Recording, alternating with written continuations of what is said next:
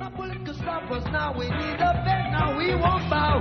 Jesus can be born on we all defend the right, Jah children must unite. Life is worth much more than gold. Do you hear with jamming?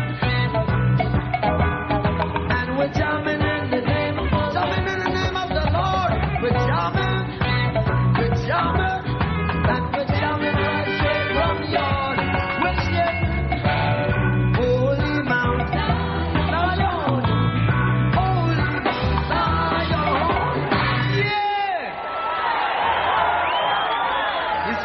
Is in the whole of mountains. Jehovah's the gates of Zion more than all the dwellings of Jacob. Glorious things have been spoken of the O city of God. I'll make mention to Rahab and Babylon to them that know I. With the old Philistine Tyre, with Ethiopia, it shall be said that this man was born there. And the highest himself shall establish the earth. Jah Ras Tafari. His fiery chant honored the holiness of Emperor Haile Selassie of Ethiopia. Bob Marley, the third world's first international superstar, spread the music of reggae throughout the world, and with it, the revelations of his mystical Rastafarian faith.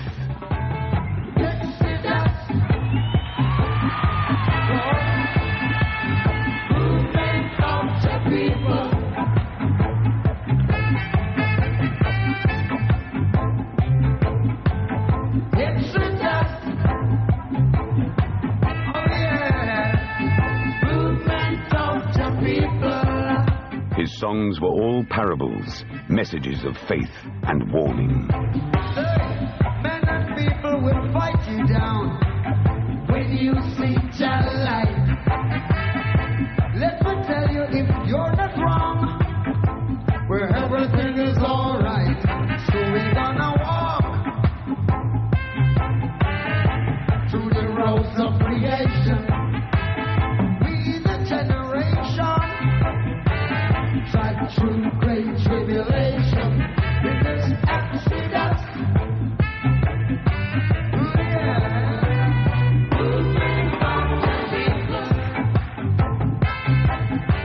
Bob's cry of exodus was a siren anthem to all the worlds down-pressed to leave the wickedness of Babylon and make the march back to the Holy Land of Ethiopia.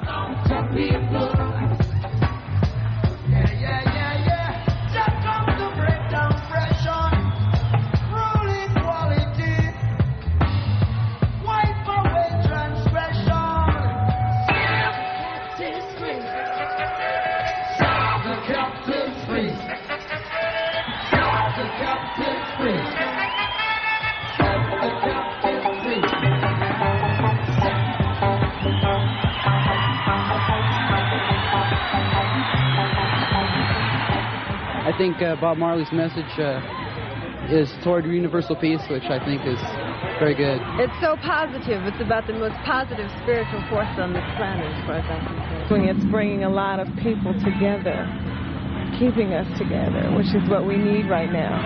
As Bob finished off a blistering set, he carried a secret he chose not to share with the world. Bob Marley had cancer. The fiery tough gong, who as a kid conquered the slums of West Kingston and led the Wailers to worldwide glory, was now almost 35.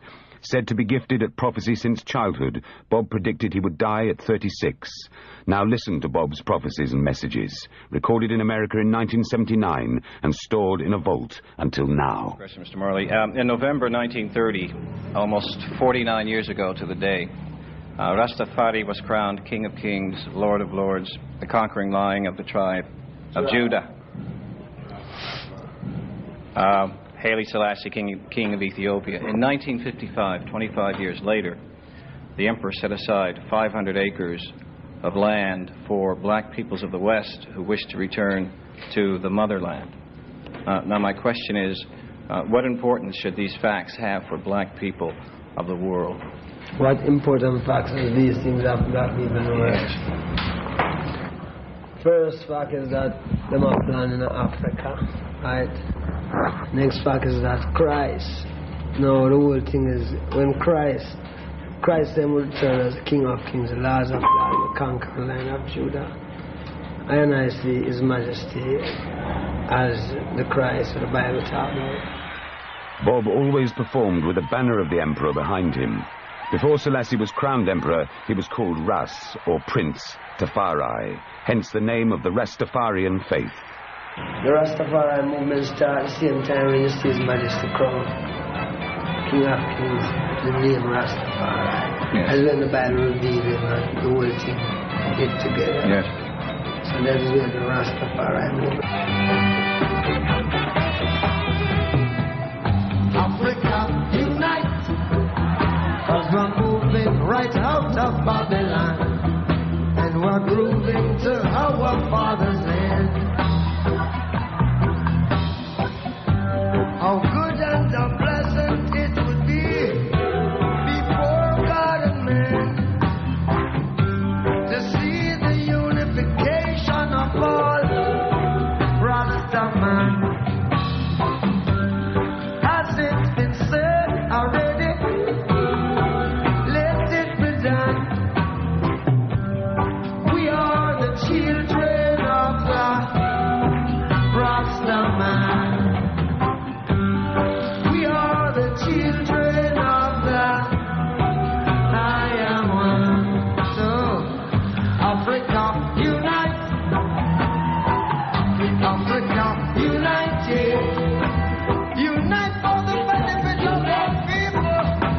We're moving right out of Babylon, and we're grooving to our Father's land.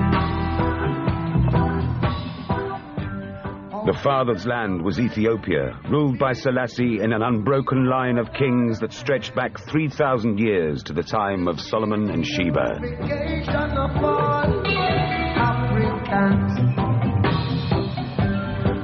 Marcus Garvey said it.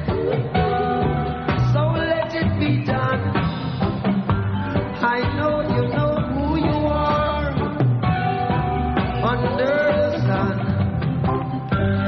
We are the children of the Rastaman. We are the children of the The foundations of Rastafarianism were established in the teachings of Marcus Garvey, the Jamaican firebrand who started the influential Back to Africa movement in the early 1900s. In Psalm 68, Garvey found a sign. Princes shall come out of Egypt. Ethiopia shall soon stretch out her hands unto God. Yeah, Marcus Garvey. So you must look to the king, look for a king in the east. Black king. 1930, His Majesty crowned. And I cite him because that's when Marcus Garvey always deal with Africa. So, you know, it's just the truth, you know. You see, the wrong thing about it is that Christ, he come from Africa, and he always born July. You know, Christ is always a lion. Everyone who sits on the throne of King David have to be a lion. Judah. July was the sign of Judah, the lion. Rastafarians believe Christ was born in July, as was Selassie, the lion of all lions. Africa, you're my forefather on a stone. Unite for the Africans abroad. Unite for the Africans abroad. Africa, unite. Africa, unite.